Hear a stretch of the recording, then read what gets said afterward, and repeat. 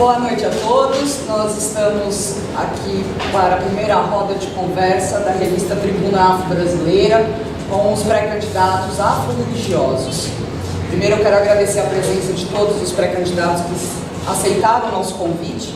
Nós convidamos todos os pré-candidatos que já se manifestaram, porque muitos ainda podem, até esse final de mês, podem ainda mudar a sua temática, mudar o seu patamar de candidatura. Então a gente pode isso evoluindo ou não. Inclusive já tivemos essa semana uma desistência da candidatura.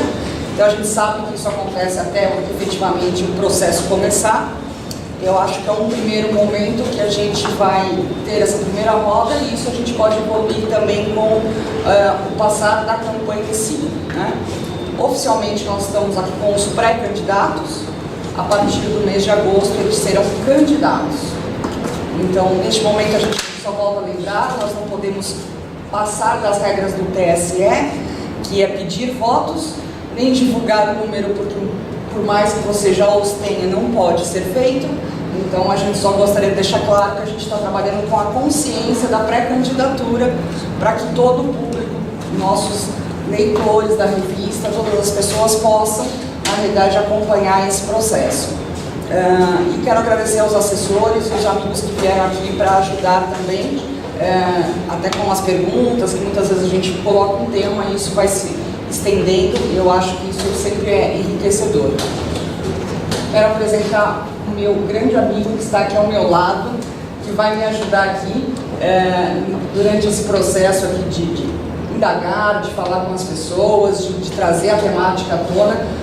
Por ser uma pessoa extremamente politizada, eu acho que você pode contar a sua trajetória para a gente melhor.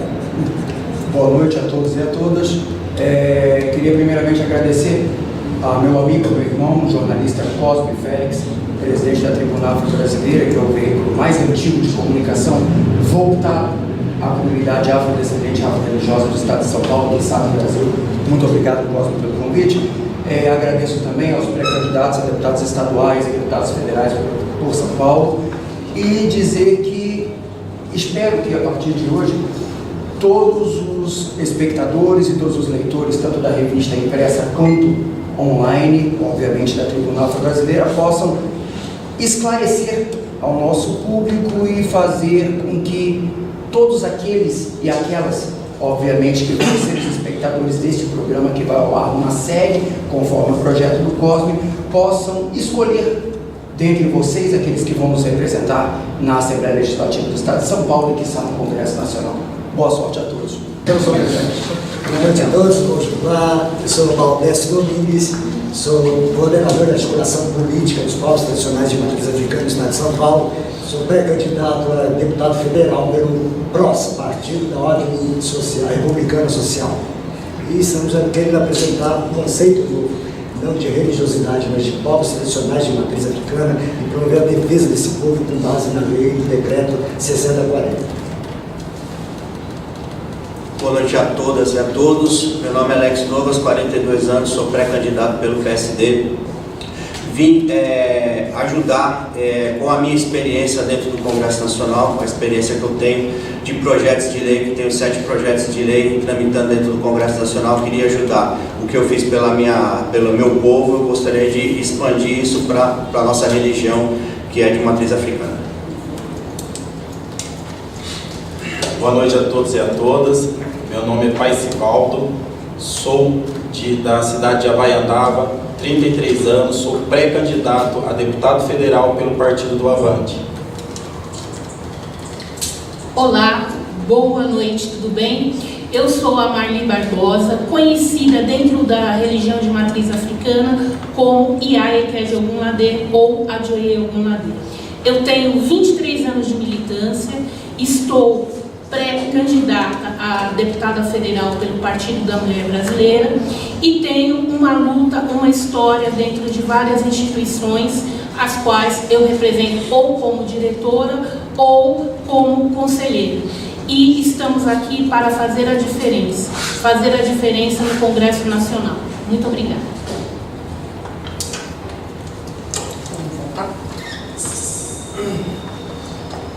Bom, boa noite a todos e a todas. Eu sou Alessandro, mais conhecido como Ale Barbola, sou de religião de matriz africana. Candidato, pré-candidato a deputado estadual pelo Avante. Hoje, focado mais na briga contra a intolerância religiosa a nível nacional e com alguns projetos que já estão em andamento por aí. Olá, boa noite. Eu sou Yalorixá Wanda de Oxum. Sou pré-candidata estadual do partido do PT, Partido dos Trabalhadores, e vamos esperar para fazer um trabalho legal para a comunidade religiosa. Boa noite. Eu falo. Boa noite, sou o Pai Michel de Oxóssi, tenho 40 anos, sou do partido PMB, Partido da Mulher Brasileira, vim aqui para ajudar na nossa luta contra a intolerância religiosa. Boa noite.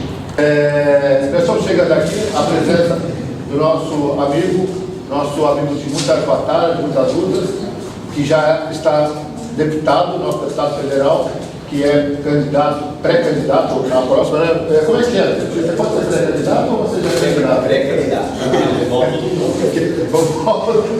A vantagem dos cortes é essa, que é pré-candidato a deputado federal. O Vicentinho está chegando aqui para dar um apoio a esses pré-candidatos, novos pré-candidatos, né? Porque ele também acredita nessa corrente, e o Vicentinho precisa lá de companheiros na formação da bancada para fortalecer as propostas da religiosidade. Então, agora a gente devolvo a palavra aos nossos mediadores, né, porque é necessário que continue essa roda de conversa. É um grande prazer, o Vicentinho, seja bem-vindo. Por favor, senhor Vicentinho, senhor deputado, aqui, senhor desse lado. Aqui, tá bom? Então, o procedimento, continuamos. O senhor Ele tem que se apresentar. Ninguém conhece. Ninguém conhece esse rapaz. Boa noite, sou o Vitor Branquinho, deputado federal, candidato à eleição. Fala. Você está vendo? Você viu como é que é? Né? O primeiro tema que nós propomos, que estava dentro das regras emitidas para vocês, políticas públicas.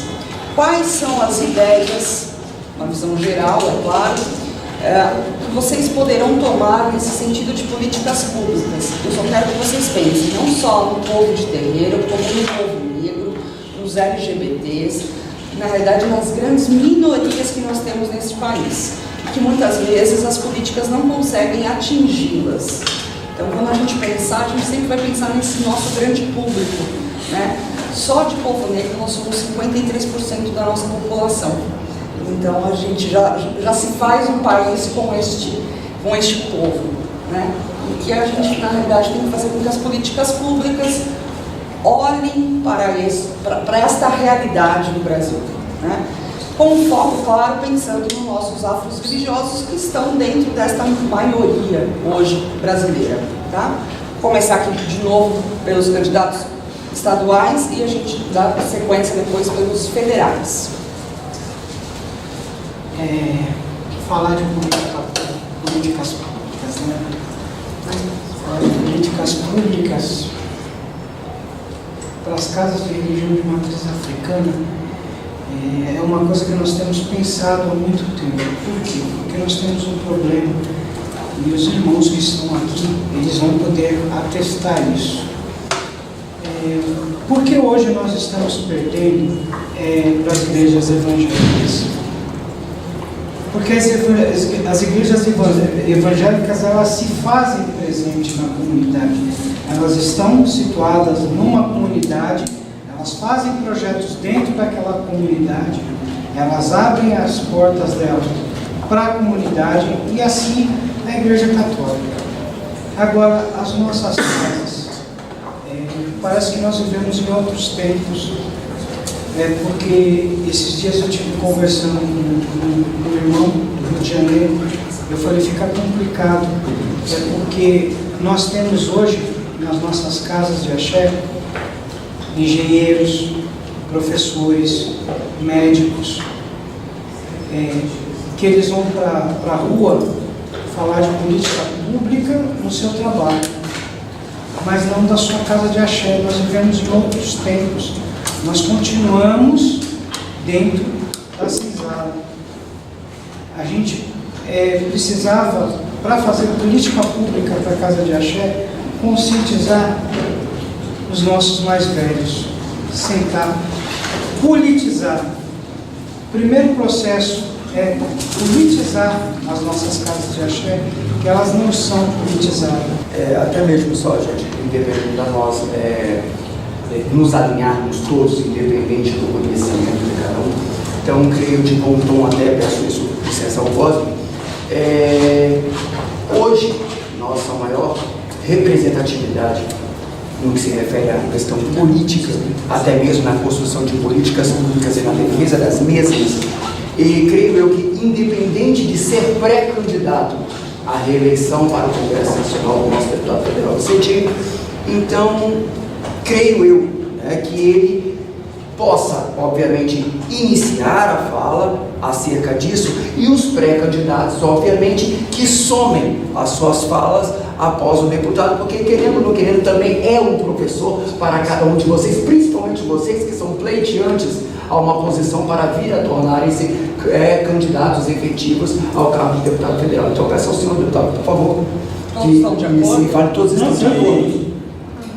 Pode? Por favor, passo o teu Claro, sim. Eu já tenho uma experiência. Exatamente, é um professor, é um grande mestre.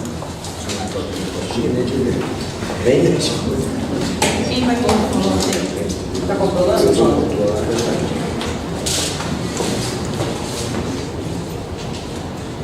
Bem, pessoal, eu agradeço a deferência feita pelo nosso pai, Érico Braga, companheiro, e dizer para vocês que é uma satisfação de novo reafirmar para vocês. Temos que aumentar a nossa bancada. Eu sempre há pouco a falar sobre tudo isso. Nossa bancada é pequena, nós éramos 60 na legislatura anterior, caímos para 40 na legislatura passada, agora estamos com 21, e esses 21 deputados e deputadas negras, uma parte é fundamentalista, vota no grupo conservador, que são pastores, etc. e tal, e outros grupos não assumem a nossa própria luta. A minha experiência como um deputado que assumiu esta luta de políticas públicas é apresentar projetos de lei, são vários, né? São vários projetos de lei que lidam com políticas de moradia, que lidam com políticas de oportunidades iguais no trabalho, que lida com a luta contra todo tipo de violência, contra as casas, é um deles que ele aumenta a pena do Código Penal para quem atingir as comunidades. Já consegui aprovar o Dia Nacional da Umbanda, soltou o Dia Nacional do Candomblé, tem uma proposta de transformar o Candomblé e a Umbanda em patrimônios imateriais da cultura brasileira, e temos participado, porque não basta ter um projeto, tem que ter mobilizações, né? Tem que ter luta, e portanto a gente tem uma afinidade com vários movimentos de pais e mães que têm ido lá acompanhar, participar, desenvolver. Bem,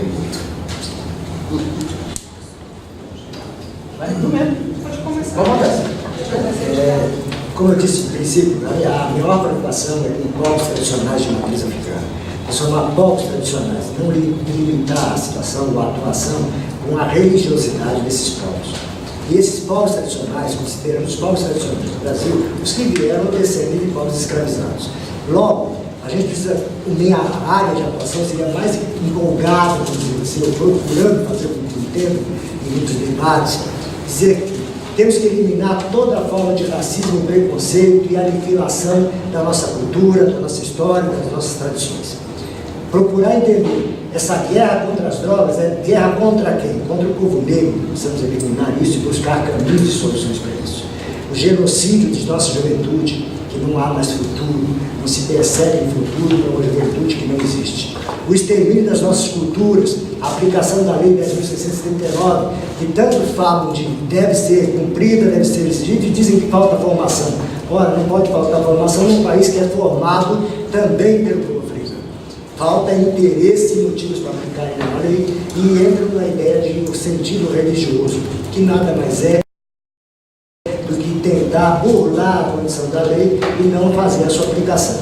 A partir desse conceito de uma boa educação, de estudar e entender esse mecanismo de combate às drogas, que nada mais é que um racismo preconceituoso, ao provocar o embate, o extermínio da juventude, o genocídio da nossa juventude, o extermínio da nossa cultura, das nossas tradições, e até mesmo da nossa forma de cultuar nossos ancestrais, de cultuar nosso sagrado, que transformado em religião para provocar esse embate dentro do Estado laico. Essas formas de debate que a gente tem que procurar compreender como funciona, quais são os mecanismos, e tentar aniquilá-los antes que nós sejamos aniquilados. Essa é a minha proposta.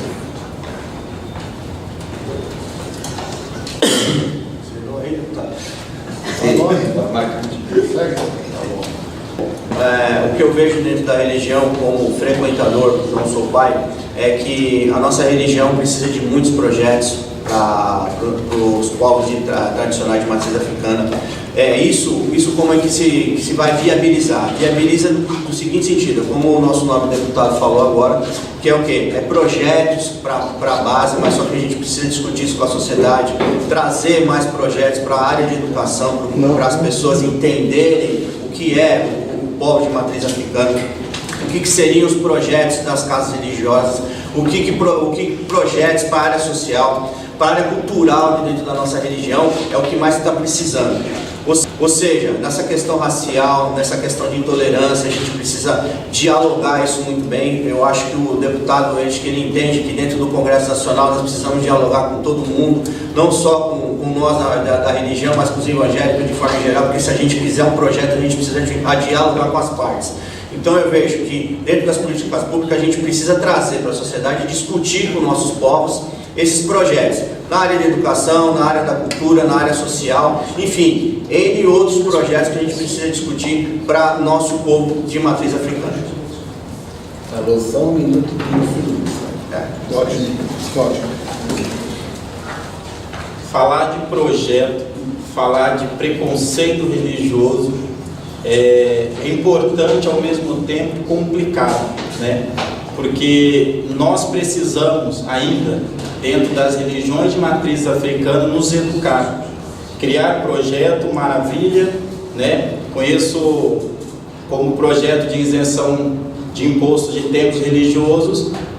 Eu sou do interior, eu sei que lá nós temos que brigar nos municípios para fazer com que isso aconteça, né? Então, enquanto, né, nós não se educarmos, né, nos respeitarmos uns aos outros, né, fazer com que toda a popularidade das religiões de matriz africana possa também conhecer, né? Hoje as religiões de matriz africana são escravizadas por falta de sabedoria, de procurar também saber o que é aquilo, o outro, né? Vemos também que tudo, quando se fala de preconceito religioso, nós também temos um problema muito sério com pessoas que usam o nome das religiões de matriz africana e degridem o nome da nossa religião. Nós, é triste dizer, né, falar de políticas públicas, mas nós somos a religião que mais agredimos o meio ambiente, né? Então, nós precisamos tirar aquela situação de dizer eu represento, né? Nós às vezes somos presidente, eu sou presidente da Associação Juntos Somos Mais Forte, eu falo isso, nós precisamos, acredito que presidente de federações, de associações, dizer que defende as religiões de matriz africana, que representar, nós já se representamos, né? Como o Vicentino, que hoje nos representa, né? Se representa, mas nós que não estamos ainda, Nós precisamos dizer e defender o nosso povo. Obrigado.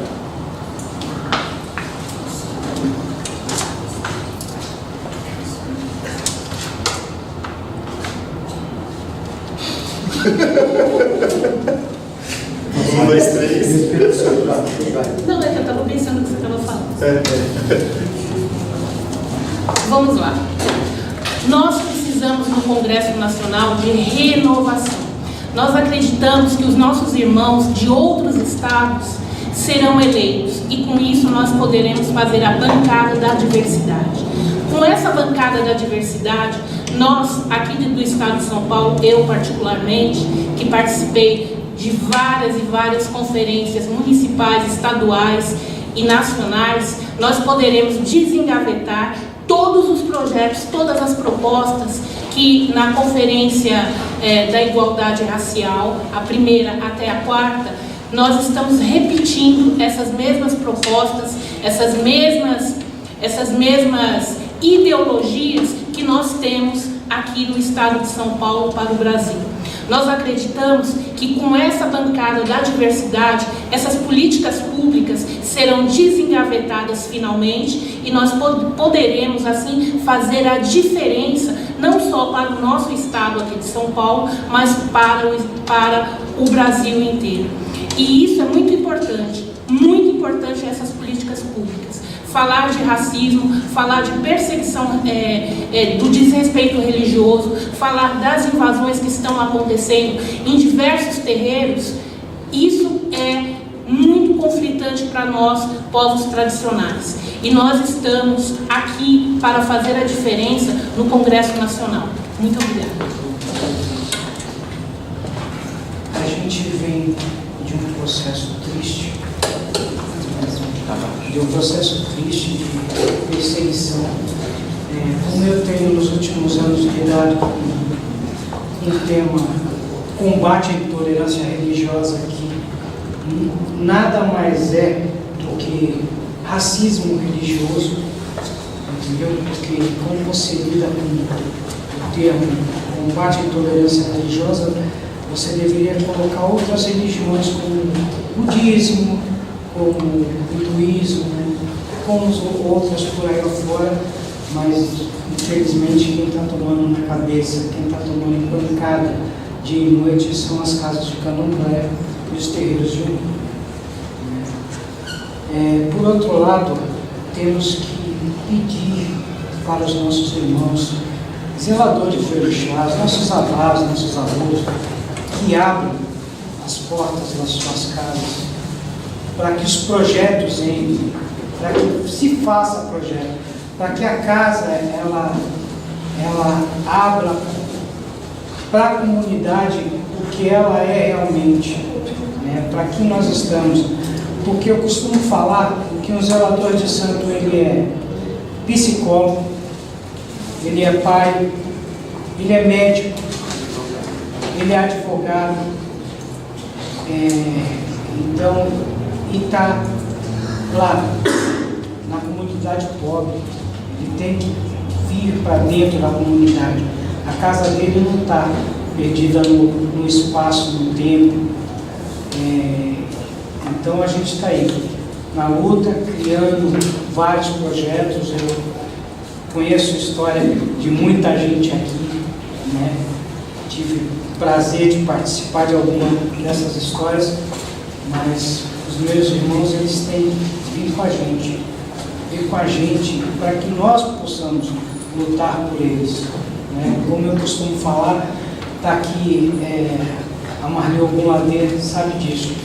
Eu não sou pai, nem ela é mãe, né? Nós somos soldados deles. Nesse momento nós somos soldados deles. Nós estamos brigando por eles, brigando pela causa. Né? Eu não sou zelador de... não sou zelador de orixá, é isso que eu quis falar. E nós, todo Ogã, todo Eked é soldado, general, nós estamos na luta por eles. Então abra o coração, né?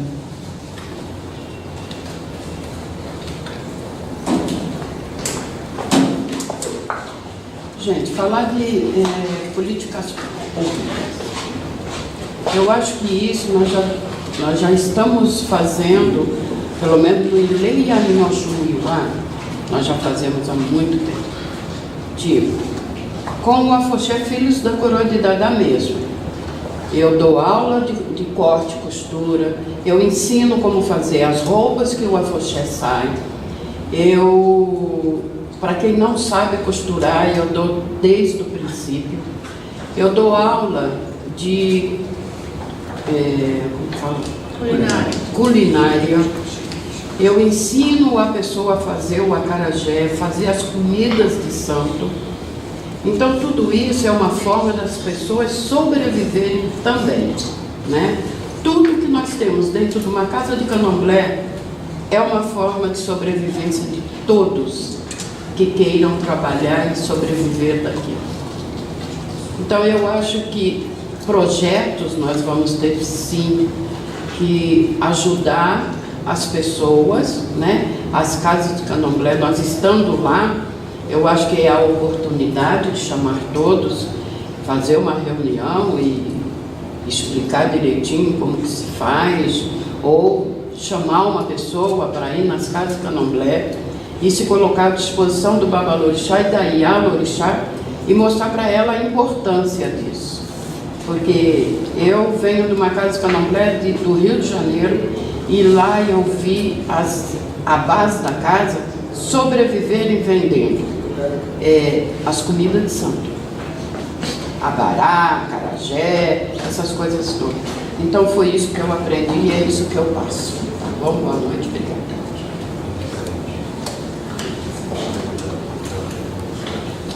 Boa noite. Um foco que eu estou levando comigo que é sem fazer a mudança e a inovação. Vamos dizer, parte política. Como podemos dizer? Intolerância religiosa. Todo mundo faz intolerância religiosa. Falamos dos nossos políticos que estão lá dentro, fazer a nossa parte. É o povo que critica a gente critica o evangélico, o povo que critica o GLB, o povo que critica isso. Gente, projeto, temos projeto lá dentro.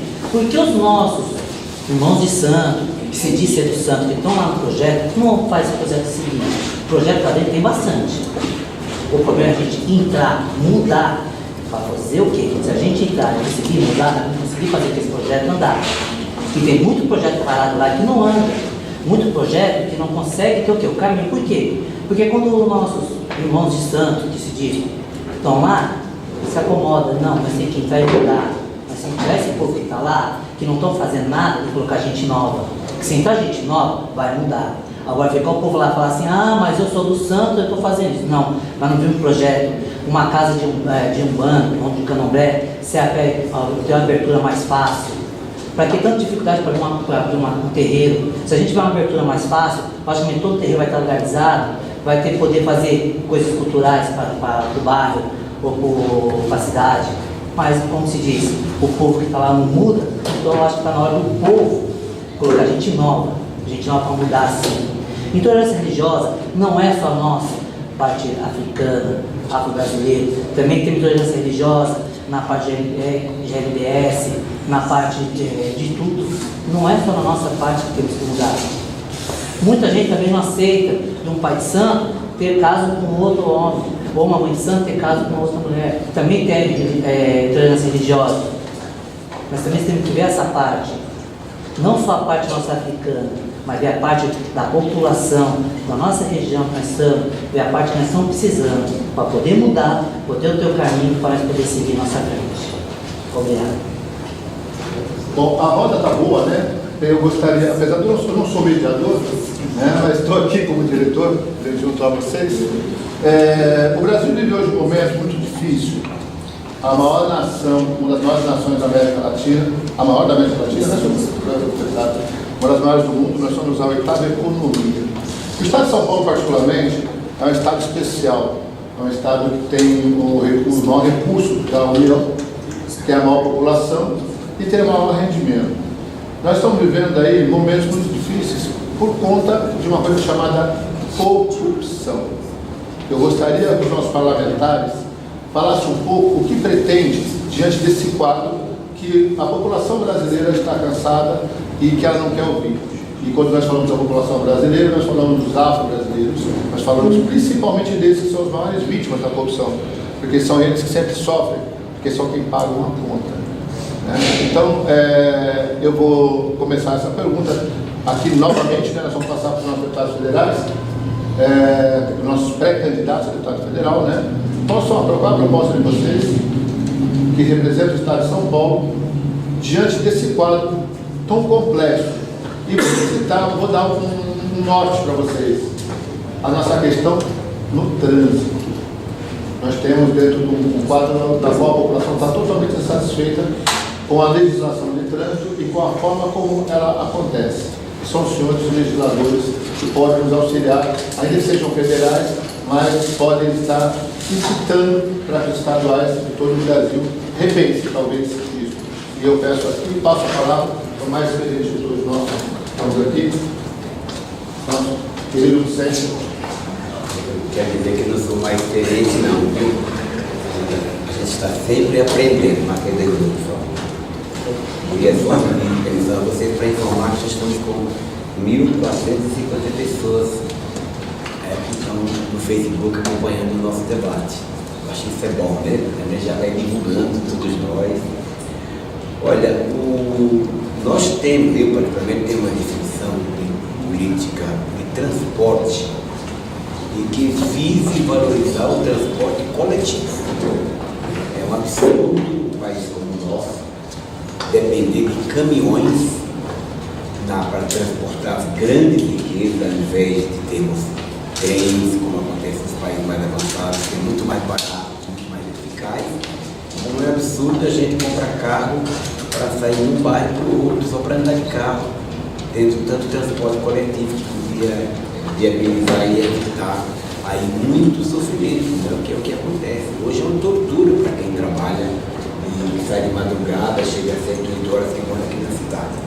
Alguns países que eu tive a honra de conhecer, eles defendem políticas. Eu fui da Mercedes-Benz muitos anos, 25 anos. Visitei a fábrica na Alemanha e outras fábricas lá. É a fábrica e a cidade em volta da fábrica. Então, eles ajudam as pessoas não ficam tendo que pegar transporte para atravessar a cidade, de um lado para o outro, né? Então, eu acho que se transvalorizasse muito mais, se houvesse uma política para valorizar o coletivo, o transporte coletivo. Eu lembro que eu estive nos 100 anos dos metalúrgicos lá na Suécia, e para minha surpresa, o primeiro-ministro da Suécia chegou de ônibus. Chegou muito normal, muito comum. Eu falei, não é possível um negócio desse, como é que pode? Né? Eu falei, não, isso aqui é normal para nós. O transporte, em alguns lugares, tem até coisa que dificulta o uso do transporte no centro da cidade. Cobram pedágios, não é se tiver um carro lotado, não paga pedágio se tiver uma pessoa só. Então tem políticas criativas que devem ser desenvolvidas. Mas eu acho muito importante a valorização do transporte coletivo. Obrigado. São duas questões complicadas, principalmente para São Paulo. A área de atuação de São Paulo, a área geográfica é grande, a densidade geográfica também complica um pouco mais, mas é uma qualidade que a gente vê até melhorando um pouco. São Paulo gradativamente chegando a algum lugar próximo de estar quase resolvida alguma questão. Na condição, na questão da violência, não dá para ser outro nome, a não ser essa violência contra o povo periférico, preto e pobre, né, que é essa ideia do suborno, a ideia de se aproveitar do outro, aproveitar da condição financeira do outro. Só vejo uma forma: tentar acabar ou diminuir com a impunidade sem o menor pudor. Esse é o mesmo despudor que tem ao tentar atingir ou classificar como crimes as massas mais populares, levar também as mais altas esferas. Aí nós acabamos, né? Porque aí teríamos um exemplo a seguir, né? E a condição do transporte é como disse o deputado. Isso é visto, é percebido que temos que valorizar o transporte público, os metrôs também, aproveitar mais os sistemas ferroviários, os sistemas fluviais, que estão imensos no Brasil, tem uma gama de trabalho, de possibilidades que a gente não explora, talvez até mesmo por conta de é uma área que não dá para de deixar no canto quietinho, como se deixar só o transporte público favorável a algumas regiões, porque não dá para a gente tirar uma graminha disso, né? Para ser claro. Esse tirar a graminha desse ponto exclusivo, não trazendo outras áreas, ampliando outras áreas de transporte, talvez que seja dificuldade de a gente não conseguir atingir o transporte público eficiente e coletivo, de qualidade, de boa qualidade, que o povo já merece isso há mais de 20 anos. Né? E a questão do trânsito também passa pela questão da impunidade. Né?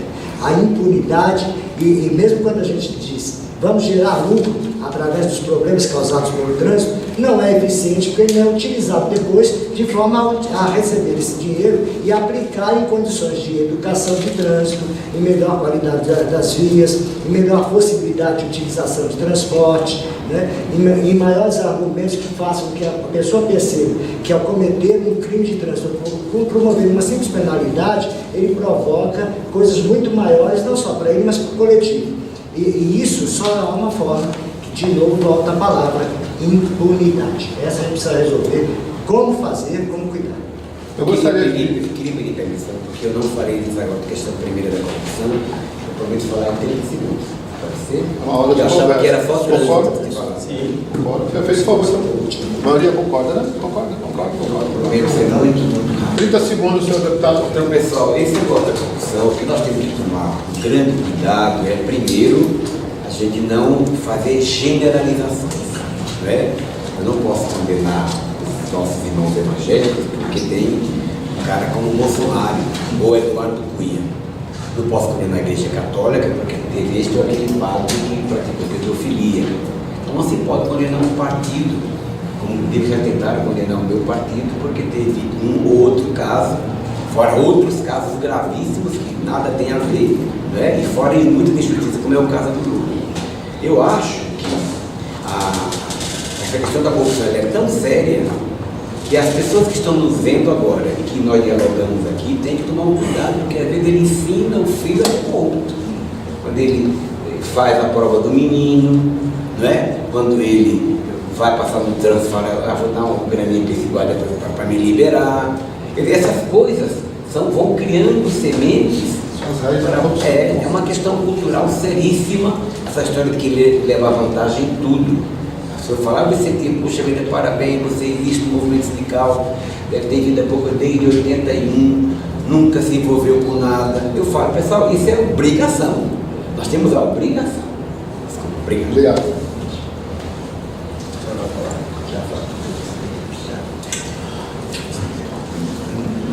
Bom, trânsito a gente tem que entender que a gente tem um código de trânsito, a qual sabe o deputado que o artigo 76 do código fala da educação do trânsito, a qual o código preconiza que no código de trânsito seja passado na sala de aula a educação do trânsito. Isso não é feito em todas as escolas. Tem a prerrogativa no código, artigo 76 do código de trânsito não é feito. Então, nós temos que investir na via férrea, na mobilidade do trânsito. A gente tem que fazer a cultura do povo, deixar o carro em casa, andar mais com as bicicletas, enfim, dentro disso tudo, o trânsito de forma geral é a parte educacional do povo. A gente não pode falar que no ano passado a gente tinha o pessoal do avião da Chapecoense caiu, morreu 76 pessoas, e a gente não pode deixar para trás que 200 pessoas morriam há um tempo atrás. O ano passado morriam 200 pessoas no dia no trânsito. Esse índice está caindo, então o pessoal está brigando para poder reduzir cada vez mais esses índices de acidente no trânsito. Agora, outra pergunta, abordar a corrupção. A corrupção ela tem que ser combatida com a Lava Jato, dar continuidade à Lava Jato.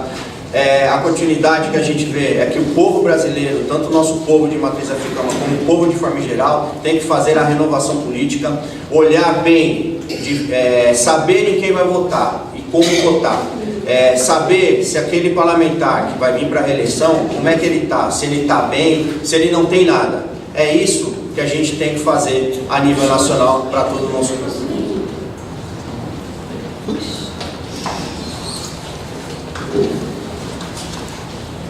Falar sobre educação do trânsito é complicado e ao mesmo tempo vemos aí barbaridades acontecendo cada dia, né? Eu concordo aí com a palavra dos meus amigos aqui, pré-candidato a federal, né? De valorizar mesmo nosso antigo trem, né, deputado? E nós sabemos que envolvendo em corrupção, trânsito, essa coisa toda, hoje nós somos extorquidos, né, com pedágios, né? Toda vez que uma viagem que eu venho às vezes aqui pro interior, a gente depara com vários e vários pedágios. Quando vai cortar caminho para ir para outra cidade, você depara com pedágios construindo e você acaba de pagar o pedágio, temos ali buracos e buracos e uma coisa generalizando a outra, né? A falta de cuidado, né, nas nossas rodovias também, né, causa acidentes e muito mais, né? E falar de corrupção, né, é uma coisa muito complicada também, até mesmo pelo sentido, né, daquilo que o pai Odessi comentou, né, você, para o guarda não te multar, você vai lá e banca o guarda um pouquinho, né? Então eu acho que tudo isso nós precisamos nos educar, né, quanto a isso, para que as melhorias venham.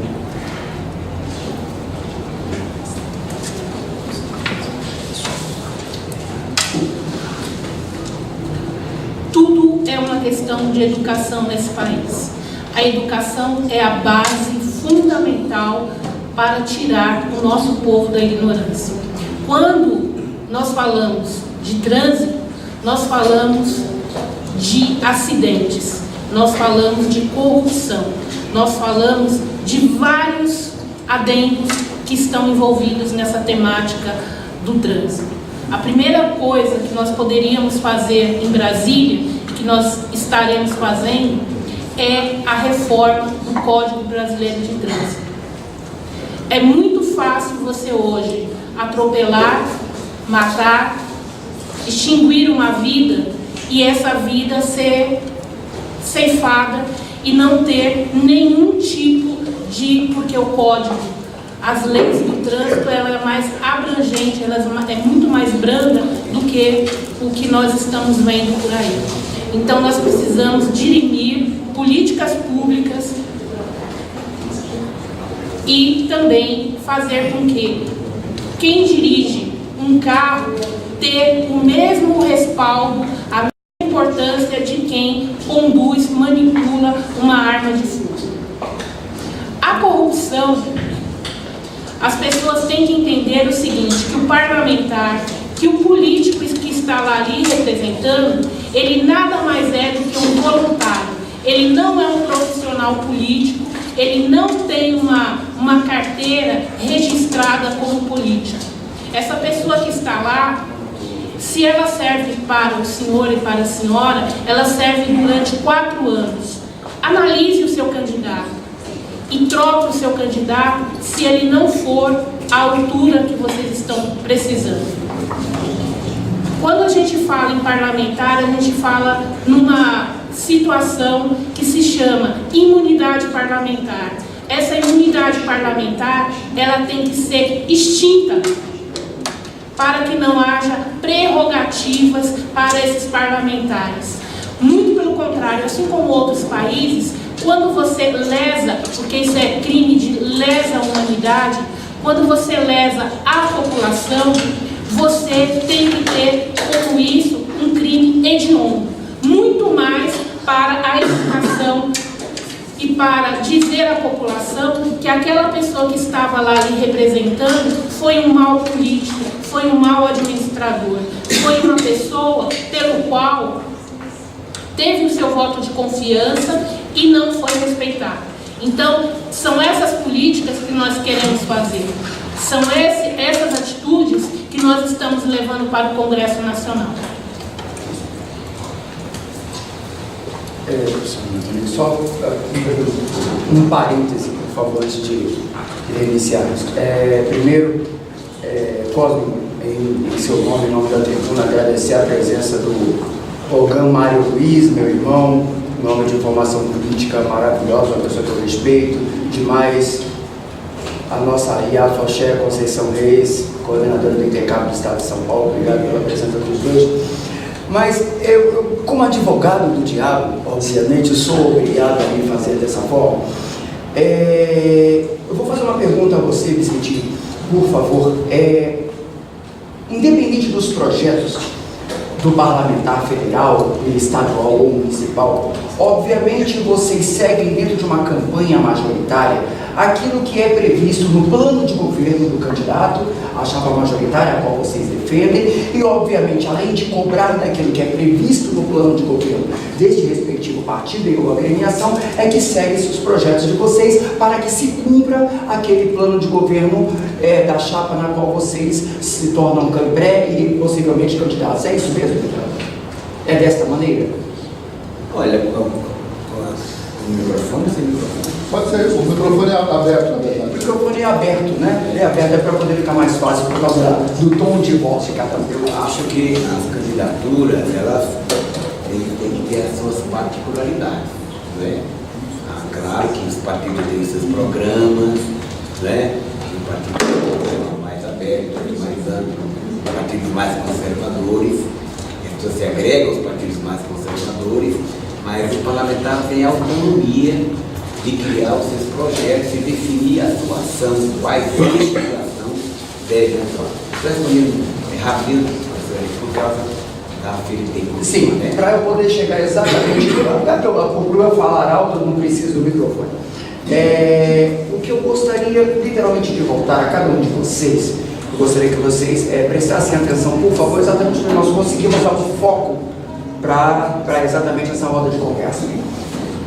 Eu tenho aqui uma lista na qual nós temos representantes do Avante, do PMP, do PROS, obviamente do Partido dos Trabalhadores. Então nós temos aqui 2 representantes do PT, o nome Vicentinho, a Iavanda, Odesse, representantes do PROS, obviamente. Então nós temos aqui o Sivaldo e o Bola como representantes do Avante, a Marli e o Michel pelo PMP.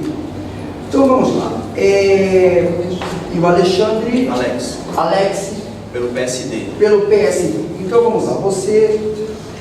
Cada agremiação a qual os senhores e as senhoras pertencem tem uma linha de ação dentro do Congresso Nacional, dentro das Assembleias Legislativas, espalhadas pelo país inteiro. Eu vou começar para ter uma noção. Eu gostaria de saber o que o partido, a agremiação que cada um dos senhores representa, tem efetivamente de trabalho feito pela comunidade afrodescendente e afro-religiosa do país. Eu digo isso por conhecer o PROS, por conhecer o Avante, por conhecer o PNB, obviamente por conhecer o PT, todas as outras, dos 35 partidos registrados, conheço todos eles, em sua maioria seus manifestos e seus estatutos, obviamente por estudo. Então que cada um de vocês expusesse de fato, por favor. Obviamente temos 2 representantes, cada um, temos por exemplo a Iavanda e o Vicentinho que representam o Partido dos Trabalhadores e outros representantes. Então Vicentinho, você em nome do PT, o que o Partido dos Trabalhadores tem de linha de atuação em defesa dos povos tradicionais, o PROS, por favor, o Avante, o PNB e assim sucessivamente, por favor. Olha, só dizer que essa questão que cada um define, podemos ser todos parceiros, isso acontece no Congresso. Infelizmente, nós não temos quase deputados e deputadas que lidam com a causa das comunidades em matéria de fome.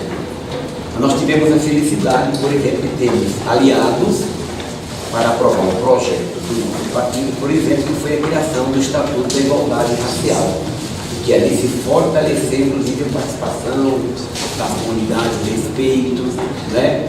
O nosso partido também foi muito importante na época da Constituição, quando ajudou a aprovar e defendeu a tese, a Benedita da Silva, que é evangélica, mas conosco, os nossos deputados, aprovou o direito da manifestação da religião de matriz africana e acrescentou a proteção, que muita gente não tinha previsto isso ainda. Então, os partidos têm se olhar nos seus programas, têm essas concepções. É claro que nós entendemos que defender, digamos, os marginalizados, né, é uma concepção de partido também, né? Então, a defesa da comunidade LGBT, né, a defesa das mulheres, hoje muito vítimas, 13 mulheres estão sendo assassinadas por dia no Brasil por misoginia, né? A defesa da juventude negra também massacrada no nosso país. Então, são programas que já, por isso que na época, quando o Lula foi presidente, ele definiu políticas, né, para as mulheres, para o povo negro. E o Lula foi o único presidente da história que, quando ocorreu o enterro do Papa, ele chamou uma autoridade latino-americana para acompanhar a unidade. Foi enterro do Papa, o transbordador foi na porta do novo Papa, né? Mas ele chamou, né, como ele tinha portas abertas para a comunidade. Agora, o que nós precisamos é ter gente dentro do parlamento, gente para defender essa situação. Infelizmente, em Brasília, nós somos... Olha, eu quero falar com humildade. Nós devemos ser 2 ou 3.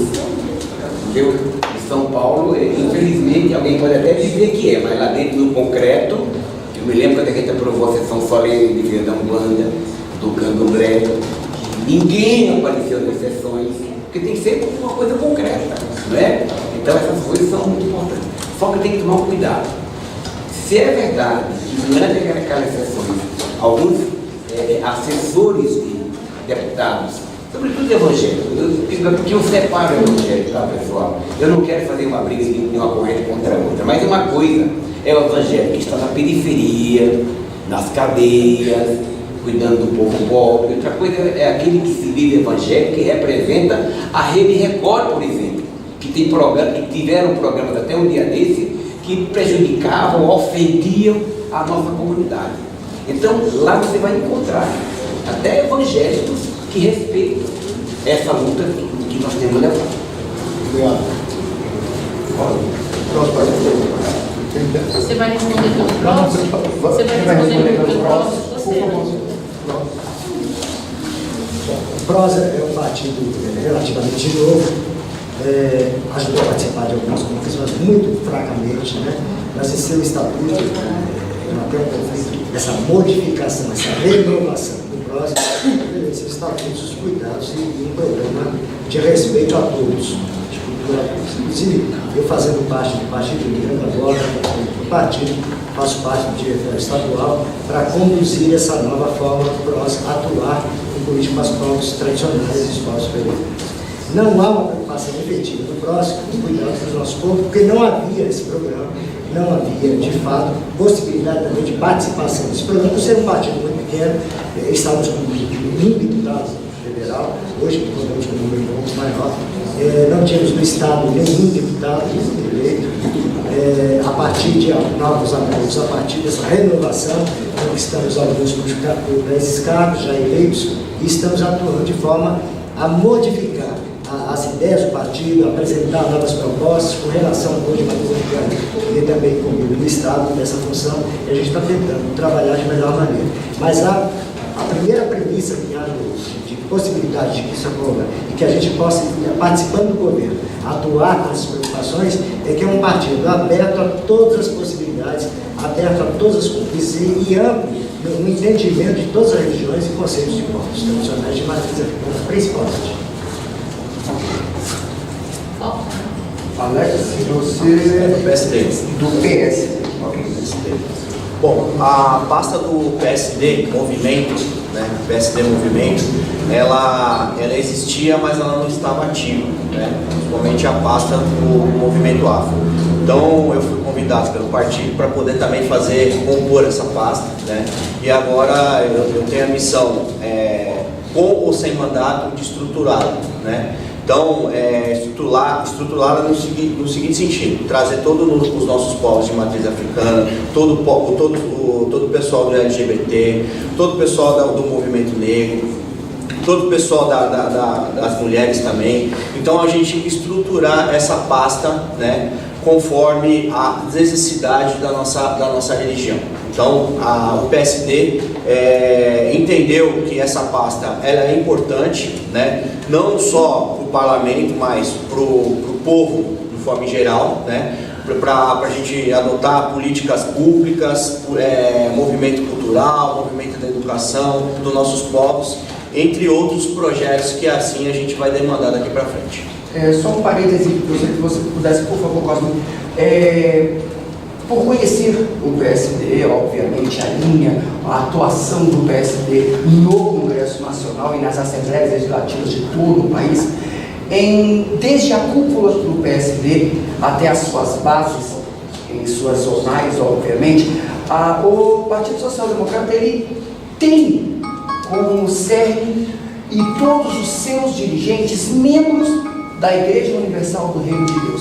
Aonde é que o PSD traz de boas novas a todos nós, representantes dos povos tradicionais, e que vai nos representar, sabendo que eles são os maiores algozes da população negra no Brasil? Gostaria que você me respondesse. Sim, mediante a sua pergunta, sim, eu vou te responder assim muito claramente. Eu, como sou frequentador de casa de Umbanda, eu, como tive a proposta, tive esse convite de sair a deputado, né, a minha pré-candidata a deputado federal, eu pedi para defender essa bandeira, né, tendo essa pergunta, fazendo a eles também essa pergunta, né, o partido ele deixou muito claro que não tinha ninguém para defender essa bandeira. Então eu, como fui feito o convite, eu vou defender essa bandeira agora. Eu também não tenho como responder como é que foi lá atrás, mas a sua pergunta ela é pertinente, sim, realmente isso aconteceu, sim, e ainda eu perguntei, ela me falou, a gente não tinha essa defesa porque o partido não tinha nenhum representante na pasta. Agora, como você está na pasta, agora tem um representante, então aí a gente tem um diálogo, tem uma conversa. Então a gente vai estruturar essa pasta para a gente conversar de igual para igual, tanto com os evangélicos, com o pessoal de matriz africana, com o pessoal LGBT, de forma igualitária para todo mundo. Ok. Quem vai responder você? Vou partir? Você. Eu mesmo. Avante, né? Avante. Isso. Então, eu também sou novo no Avante, tá? Sou bem recente, né? Migrei do MDB para o Avante, né? Só que quando fala do partido defender uma categoria, hoje se escuta muito dizer que o partido defende muito consciência negra, mas quando fala religiões de matriz africana é totalmente diferente, né?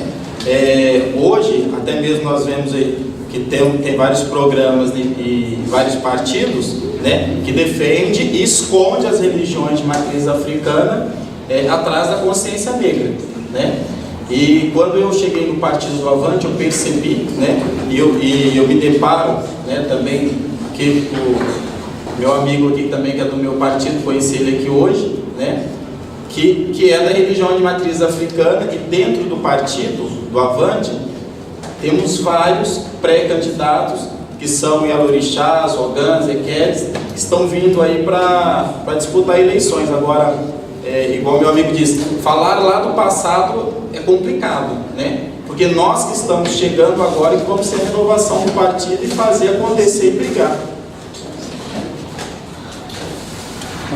Deixa ele se posicionar aqui, porque ele tem que mudar para cá. Sim.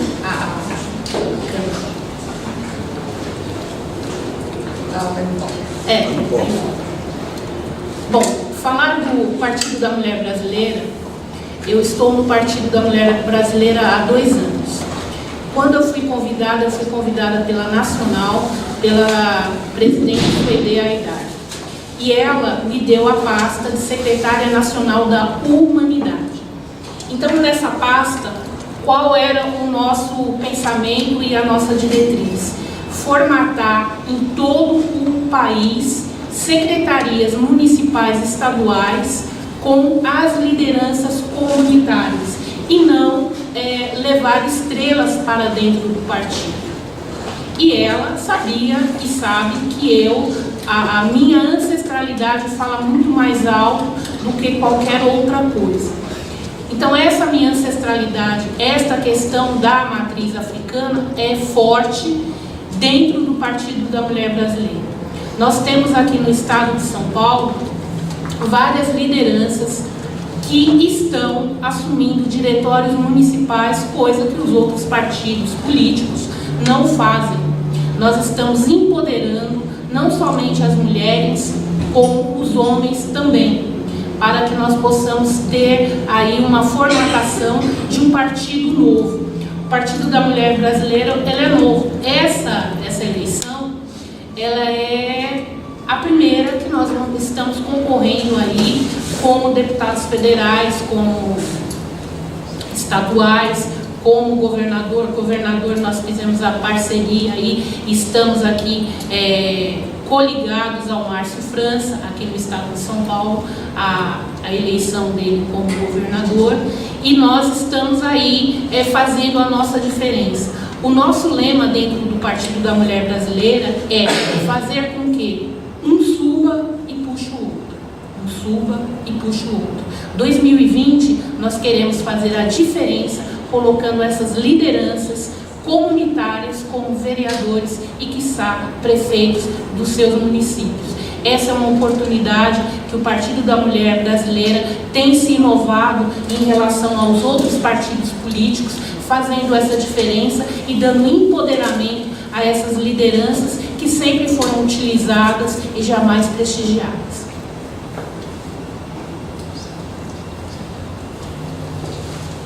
Eu agradeço a contribuição do Eric, mas para a gente voltar à temática que nos foi proposto e passado a todos os pré-candidatos, primeiramente eu queria agradecer a presença assim, de Evandro Conceição Reis Ogum, ao Mário, que é um grande amigo, ao Silvio de Ogum, que são pessoas que foram convidadas para estarem aqui para que a gente possa ter isenção em todo o processo da roda de conversa.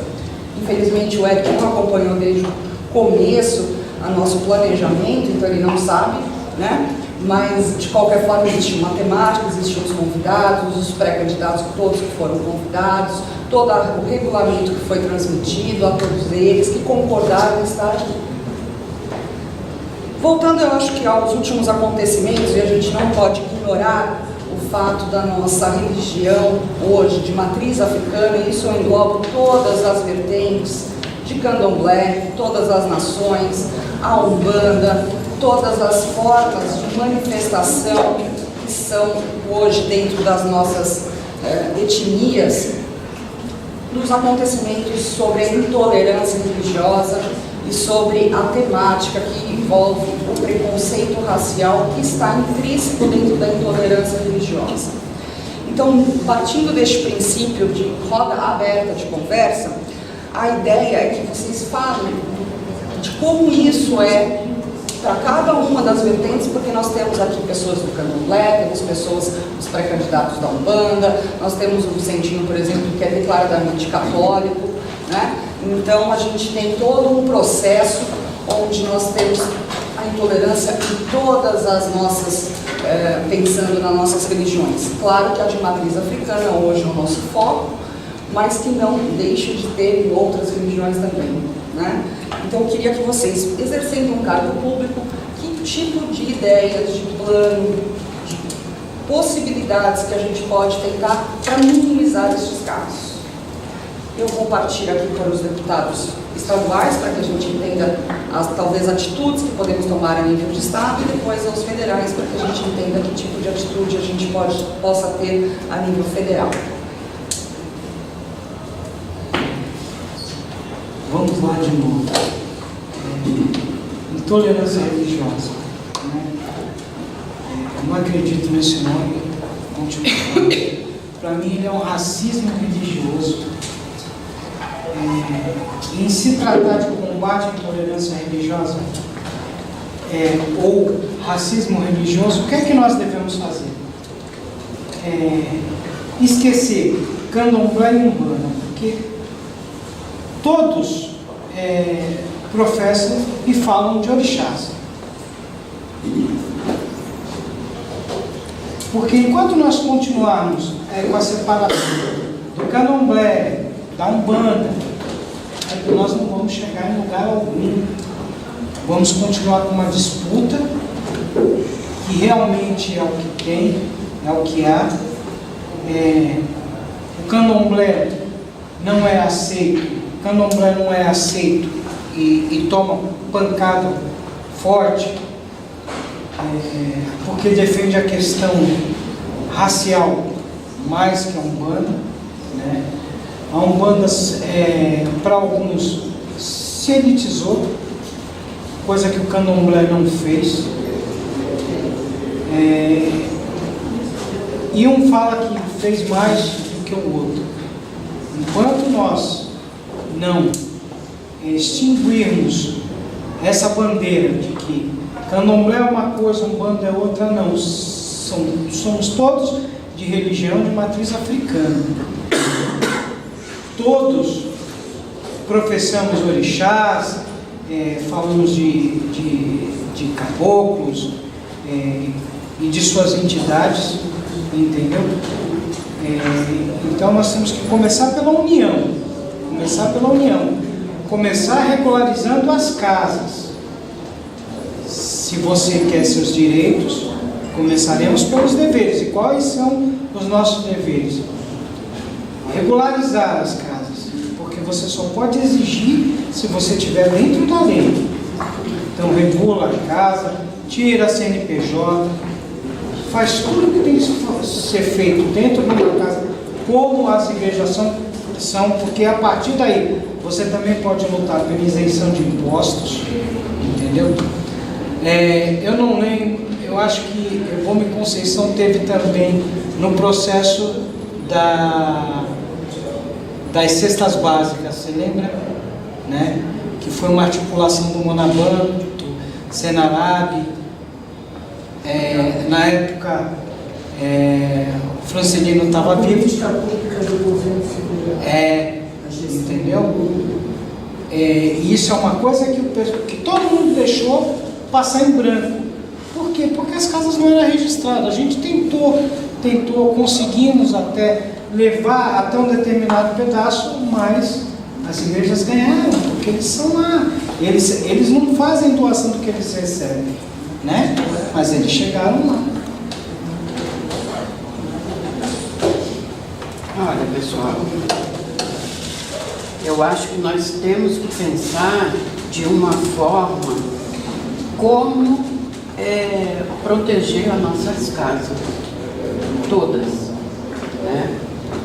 Como proteger? Eu sinceramente, eu estou chegando agora, mas eu estou montando ainda o que eu penso, como eu devo ajudar as casas candomblé.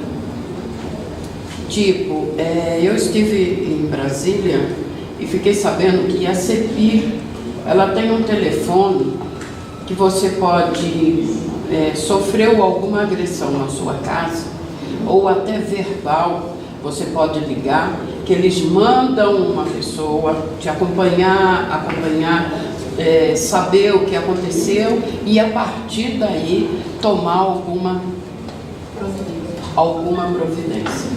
Então eu acho que a gente tem que pensar nisso. É uma delegacia em proteção à nossa religião. Eu não sei o que a gente tem que pensar, mas eu acho que é alguma coisa desse jeito. Aí nós vamos conseguir estar ajudando as casas candomblé, gente. De uma outra, eu não vejo outra forma. Eu não vejo. Se vocês puderem pensar sobre isso, eu acho que a gente vai avançar bastante. Tá bom? Primeiramente, por tolerância religiosa. Enquanto não acabar com isso, que candomblé é melhor que a umbanda, ou umbanda é melhor que o candomblé, entre os pais de santo, os zeladores de santo e os baborixás, nós nunca vamos conseguir colocar isso numa linha correta. Primeiramente, tem que acabar isso entre os pais de santo, os zeladores e os baborixás. O candomblé e o umbanda têm que se unir, não ficar na mesma disputa por um ou por outro. Ah, o meu é melhor ou o meu outro é é pior. Não existe isso. Do mesmo jeito que no Candomblé recebe Oxóssi, na Umbanda também vai receber Oxóssi. Não muda. Tudo é a mesma coisa. Depende, sim, da fé das pessoas e não as pessoas chegarem lá para fazer palhaçada. Agora, se eu for uma lei, temos que estudar assim. Porque no Candomblé, também não vou mentir, na Umbanda também tem corte. E agora, se você tem sua casa, você não pode fazer um corte para salvar a vida de uma pessoa. Isso não é sério. Porque se lá atrás, Cristo matou um cordeiro para sair cruzando as casas, quem são a gente hoje da Umbanda ou do Candomblé para não poder cortar matar um bicho? Então isso tem que ser legalizado. Tem que ter uma lei que possa liberar as casas de santo, sim. Tem um jeito mais simples para abrir. Não ter tanta burocracia. Eu tenho minha casa de santo há 9 anos. Para mim fazer a documentação dela, eu fiquei quase 3 meses. E mesmo assim, de vez em quando eu tenho dor de cabeça. Por um ou outro vizinho queria chamar a polícia lá. Entendeu? Então, eu acho que a gente tem que se unir mais entre as casas e sim, estudar uma forma para fazer uma lei para nos ajudar sim.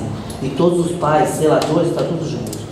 A partir desse momento, nós vamos conseguir ter uma lei que pode ajudar todo mundo. Obrigado. Mas só a plateia, se permanecer em silêncio, o pré-candidato está numa linha de raciocínio e isso acaba atrapalhando. Deixa eu falar uma coisa. Apesar de eu não ser candidato, mas eu sou torcedor de todos vocês. E gostaria só de lembrar uma coisa. Algumas pessoas aqui já me conhecem, né? E conhecem uma proposta que nós está circulando, sabe, né? Em Brasília, que é da realização de um concílio para a Umbanda e um concílio para o Candomblé. O concílio para a Umbanda já está começando a acontecer através de uma proposta chamada Carta Magna, que depois de muita conversa já está se adequando a essa proposta de um concílio. Então, senhores parlamentares futuros desse Brasil, e que têm a pretensão de defesa do povo de matriz africana enquanto religiosidade, enquanto etnia, vamos prestar bem atenção na legislação. Eu costumo dizer que uma das coisas mais importantes, inclusive eu enquanto educador, fui dono de uma faculdade, durante um período, se quer aqui prazer a honra de ter uma das alunas que é formada, né, e que é uma candidata, que ela não quer saber daqui, que a Nilson é formada em pedagogia, se formou na faculdade dentro de um programa que eu fiz lá atrás, muita gente aqui não viu, né, mas está com uma prova, né? Tá lá, né?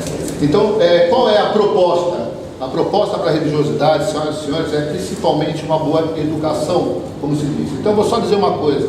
A gente vem escrevendo sobre a questão de intolerância há algum tempo enquanto jornalista e vem dizendo, por exemplo, a questão da imolação. Então, já vamos começar pela pronúncia e pelo verbo. Sacrifício que nós não fazemos, nós fazemos imolação. Isso pega muito mal. Então, enquanto sacerdotisa, há a necessidade de saber se interpretar diante da situação da população em geral. Segundo, a lei não proíbe a imolação. A lei não pode proibir. Porque se ela proibir a imolação, ela vai proibir também a existência de frigoríficos. Agora, eu tenho uma frase que ela é muito comum, que diz o seguinte, né? Se você bater o pé e correr, se você bater o pé e você correr, você sempre vai ser o cachorro. Agora enfrenta. Enfrenta como? Com sabedoria. Enfrenta como? Com a legislação. A legislação não diz que é para você não imolar o seu animal dentro do seu culto. Muito pelo contrário. Ela é protegida pelo artigo 5º, inciso 6º da Constituição Federal e que não pode ser mudada. Tá certo, senhor deputado? Se eu estiver errado, por favor, o senhor me corrija. Eu tenho aqui na minha presença um deputado experiente e que conhece bem esse assunto, porque também é formado em direito. Né? Eu não sou formado em direito, tá bom? Mas que fique claro isso, eu sou religioso também, além de jornalista, como todos, e a grande maioria que está aqui. Enquanto proposta parlamentar, né, e eu espero de coração mesmo, ver bastante de vocês amanhã nos defendendo, eu chamo a atenção, para que peço bem atenção na atividade de cada um de vocês, que é legislar e fiscalizar.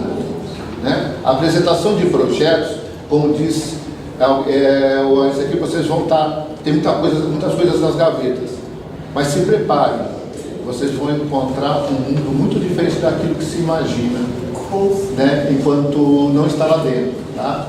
Então, é necessário ter essa consciência, é necessário ter a consciência religiosa, mas você não precisa ser de candomblé para defender o candomblé. Então eu só pediria que fosse assim, uma despedida dessa primeira roda de conversa, à medida em que a lei nos permitir, a Tribuna Afro-Brasileira continua essas rodas de conversa. Se vocês quiserem, eu estou fazendo uma roda semanal, para a gente poder estar colocando lá, para apresentar vocês. Vocês precisam estar lá. Esses são os votos da Tribuna Afro-Brasileira a todo aquele que se propõe a defender o Brasil e as igualdades, sejam raciais, sejam sexuais, sejam sociais. É importante isso. Vicentino, por favor, vou começar pela ponta, não é para fazer aquele algo sem fim. Só uma pergunta. Essa pergunta que os estaduais responderam é pertinente a nós e nós gostaríamos de responder nem que fosse em 30 segundos. 30 segundos você pode responder, eu aceito, né, como o diretor do trabalho. E eu entendendo, precisamos só por isso.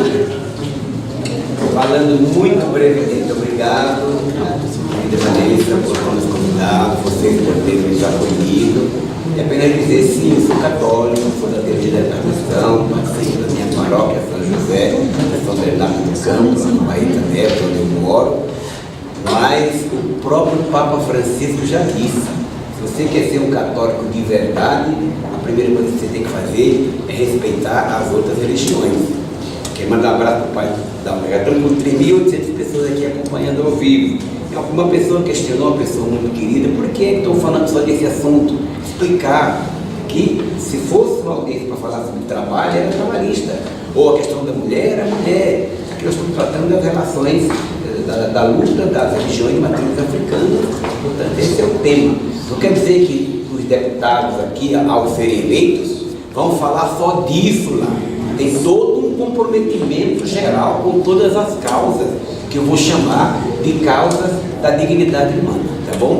Meu abraço ao pai Valmir Damasceno, que está aqui nos assistindo. Nós estamos com o projeto pronto para o projeto da diretoria também, junto com ele, mas com outras pessoas também, para criar o Dia Nacional das Culturas do Banto, que eu acho que é uma coisa importante. Mas também, pessoal, quero pedir isso, mas é bom falar tantas coisas. Aquele vereador negro, homossexual, gente que podia ser nossa, a atitude dele, no dia que nós comemoramos o dia da Umbanda, ele foi lá e rasgou no microfone o hino à negritude. E esse é um hino que é lei, eu sou o autor dessa lei, o autor da música é o professor Eduardo, que é uma coisa muito bonita, o único hino oficial na lei que fala dos orixás. Nós temos que valorizar. Né? Então, a luta continua. Muito obrigado, pessoal. Eu quero agradecer a convite. Nós não somos antagonistas ou lutamos entre nós. Nós somos o que eu digo, o que eu costumo dizer, costumo dizer agora, é que nós queremos ensinar a esse povo da política qual é o alfabeto correto. Né? Eles têm lá a bancada BBB, nós temos que ensinar para ele que o alfabeto começa com a letra A e vamos formar a bancada A. Né? E quer dizer aos meus companheiros deputados estaduais, que nós vamos estar juntos, né? Dizer que existem leis, legislações que nos protegem, a senhora conheceu lá esse telefone da CPI, existem leis que nos protegem e nos garantem proteção.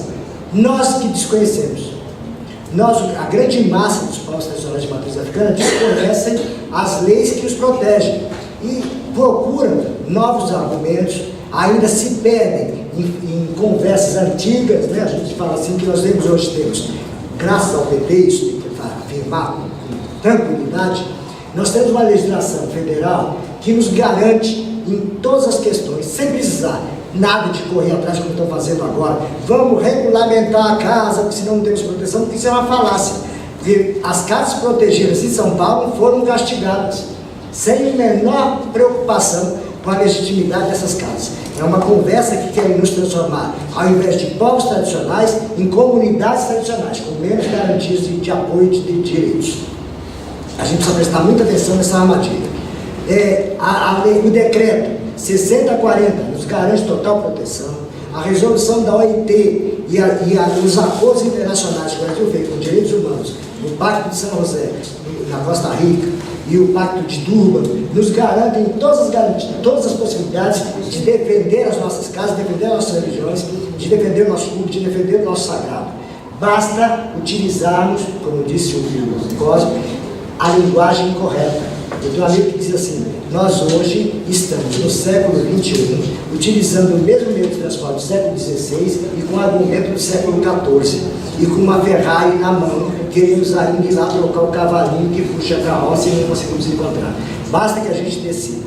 Nós somos um povo tradicional de matriz africana, e como povo somos protegidos internacionalmente, dentro do Brasil principalmente. Contra o abate tradicional, que adotamos esse padrão no ano passado, adotamos e apresentamos à Anvisa e ao Conselho que não fazemos nem o sacrifício nem a imolação, nós fazemos o abate tradicional dentro das nossas tradições de povos tradicionais.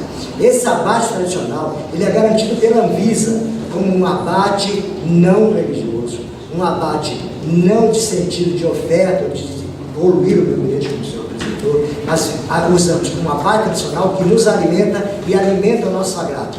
Foi atendido pela Anvisa, a Anvisa baixou uma resolução, que poucos de nós sabemos também, que permite o abate dentro das nossas casas tradicionais.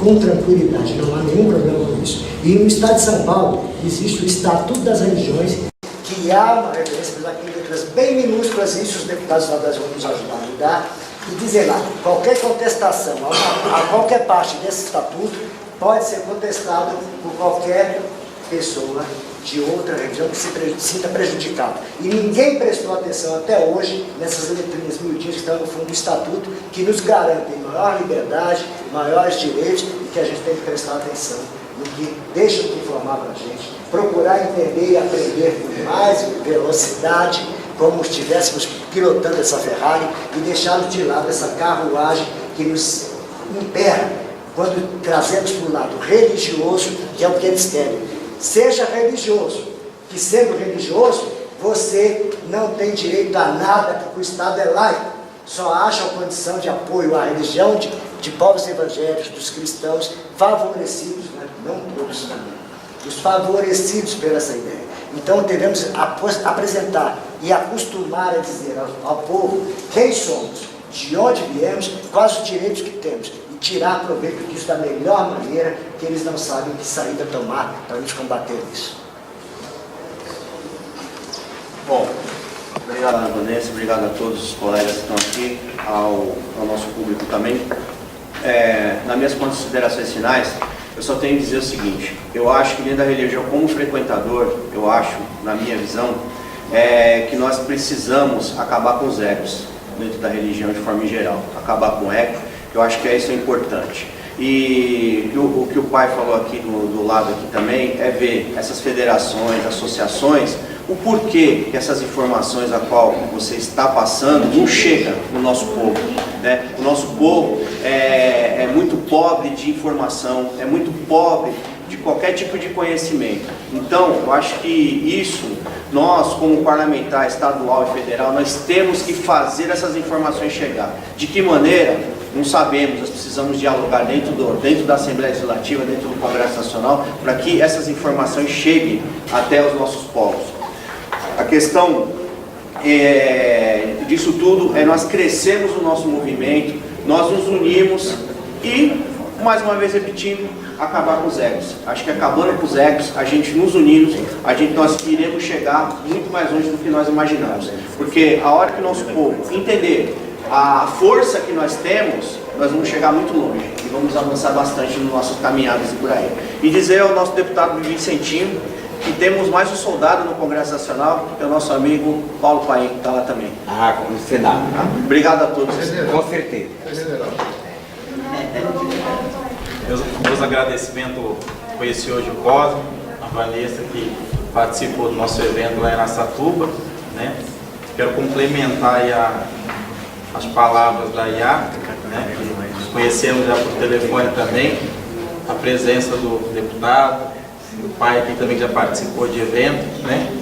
Nosso amigo Iá, e dizer que quando eu disse lá atrás, né, que só representar as religiões de matriz africana não basta, temos que defender Temos que defender porque hoje a maior falta de respeito com as religiões de matrizes africanas são os órgãos públicos.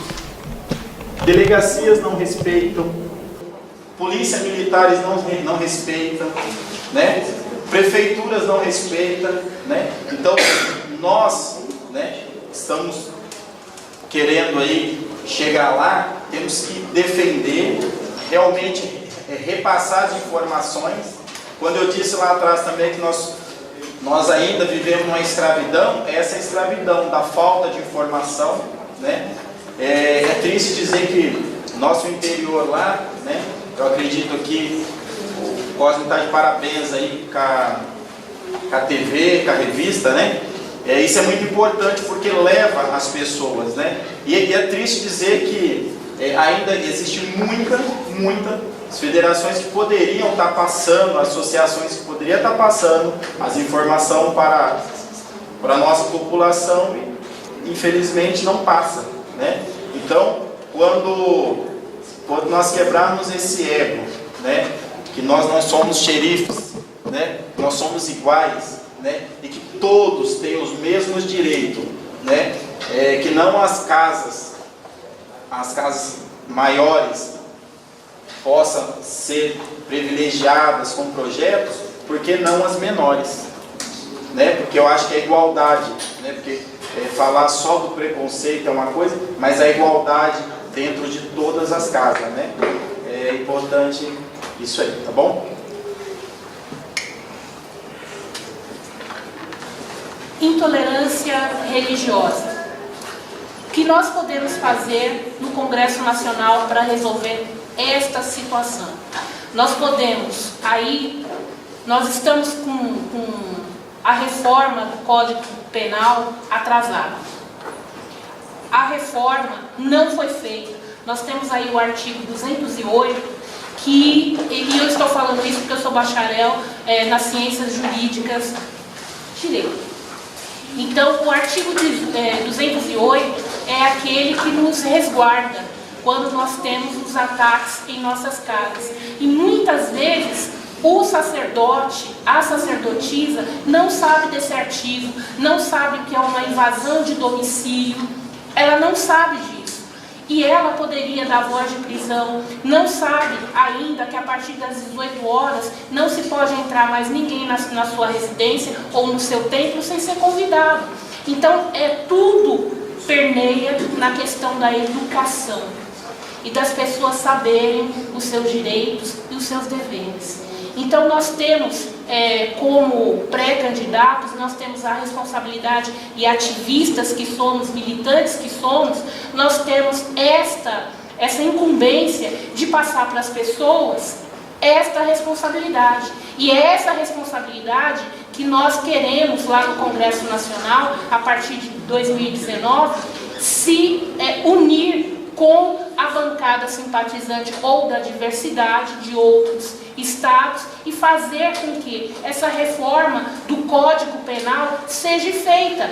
Porque quando nós formos fazer, nós teremos projetos para estar incluindo no artigo 208, fazendo com que outros artigos venham a somar dentro do Código Penal essas ilicitudes que estão fazendo. Nós temos aí, sim, com certeza, nós temos aí leis, a Constituição que nos favorece, mas infelizmente o próprio Congresso Nacional, que está doente, está carecendo de uma renovação, precisa de pessoas novas para mudar esta caminhada que lá está, porque a Constituição está sendo rasgada, está sendo esquecido por tudo, porque a bancada evangélica, ela é poderosa, junto com a ruralista, que é a primeira. Então nós temos que observar, e todos os sacerdotes e sacerdotisas, assim como os ebomes, as equetes e tudo mais, têm a obrigação, assim como os familiares dos nossos que estão lá, de colocar, incutir na cabeça dos nossos mais novos, dos nossos mais velhos, a fazerem faculdade, como por exemplo eu fiz direito, porque nós só temos 3 advogados, 4 advogados, que são especialistas e técnicos na questão do desrespeito religioso. E isso, para nós, nós temos que estar em todos os lugares, meu povo. Todos os lugares. Nós temos que ter gente dentro dos tribunais, dentro dos hospitais, para facilitar a nossa vida. Porque enquanto nós não tivermos o nosso povo diplomado, com uma profissão, fazendo concurso público, estando em lugares que realmente vão fazer a diferença para nós, não vai adiantar muito nós estarmos lá no Congresso Nacional e o nosso povo estar à mercê da falta de consciência e da educação. Por isso que é importante para todos nós estarmos unidos e fazermos essa diferença. Muito obrigada, Tribuna Afro, pela oportunidade dada a esta EQED, ao Partido da Mulher Brasileira, em estar aqui divulgando, falando um pouquinho daquele muito que nós queremos estar lá no Congresso Nacional, fazendo a nossa diferença. Muito obrigada. Só para nós finalizarmos essa última primeira, e com certeza não última roda de conversa, eu quero agradecer a todos os presentes, a todos que nos assistiram ao vivo. Nós vamos também trabalhar esse mesmo vídeo, essas mesmas perguntas, depois nas edições que vão continuar sendo exibidas até que nós façamos outra roda de conversa. Convido aos candidatos, os pré-candidatos que não estiveram hoje, que possam voltar, se inscrever para contribuir sempre. A todos vocês que estiveram, que possam voltar para continuar contribuindo e que a gente possa também tocar em outros assuntos que a gente não teve a oportunidade de tocar hoje. De um modo geral, a nossa temática é extremamente extensa. Isso parte de um princípio de humanidade, de igualdade, e é o que nós queremos para este país. Então, nesse sentido, eu quero agradecer para que todos nós possamos voltar para as nossas casas com a certeza que a gente quer fazer diferente. E para isso, a gente tem que começar. Gostaria que todas as pessoas que nos assistissem nesse momento possam também contribuir com suas perguntas para as futuras rodas, fazer seus elogios e críticas, porque só assim crescemos. Sem uma unanimidade nunca é boa. A gente só cresce quando a gente tem os favores e os contras e todas as visões diferentes. Por isso que nós trabalhamos com a diversidade dos povos afro, dos povos de matriz africana, dos LGBTs, das minorias que infelizmente muitas vezes não têm voz.